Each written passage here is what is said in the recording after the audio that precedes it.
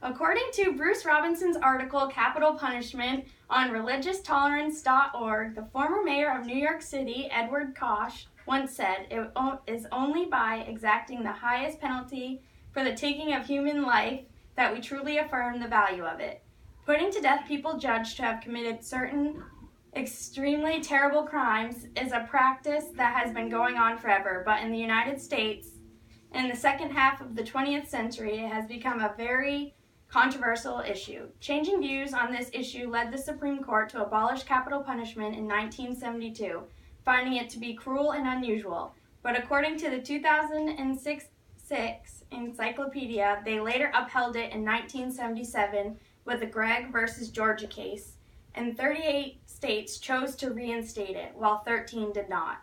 Even though capital punishment is something the majority of Americans support, there are still many people who debate it, but I feel that the arguments against it are not very convincing. So today I am going to prove why they are wrong and explain to you why execution is the best solution for capital offenders. I will do so by discussing what I feel to be three main aspects of this debate: the deterrent factor, appropriate retribution, and how it allows society to feel more safe.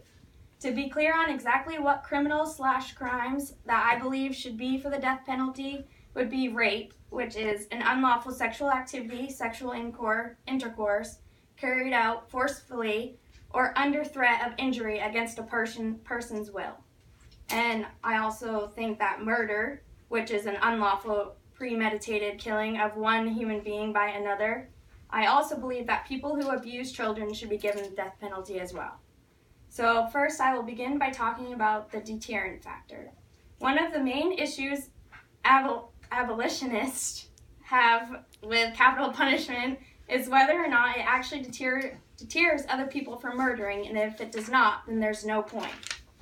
To abolish the death penalty on this basis would be ridiculous. In this case, we should also abolish prisons because they don't seem to deter people from committing crime. And we should also abolish speeding tickets because regardless of how many are given out, people still continue to speed.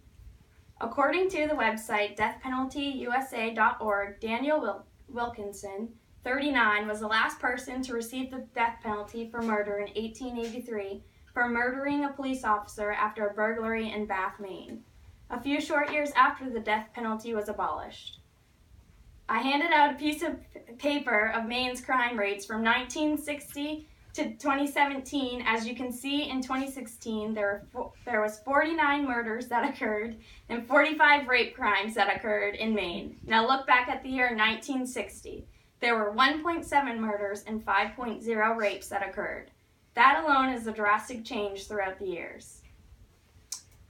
The death penalty allows the state to exact appropriate retribution. Criminals must face the consequences of their actions. Dave Anderson wrote an article called 10 Reasons Why the Death Penalty Should Be Legal. One reason fit perfectly with the way I feel about the death penalty. He stated that we are taught, or at least we should be, from our earliest years, that actions have consequences. Touching a hot stove burns your hand. Annoying your parent causes them to punish you.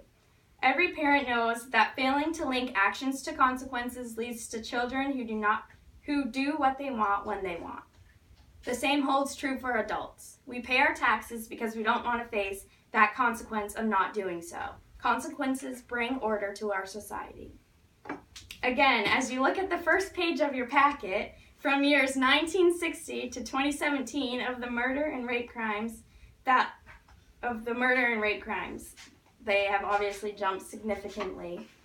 That alone gives you a good idea of how the crime rate for these certain crimes have skyrocketed.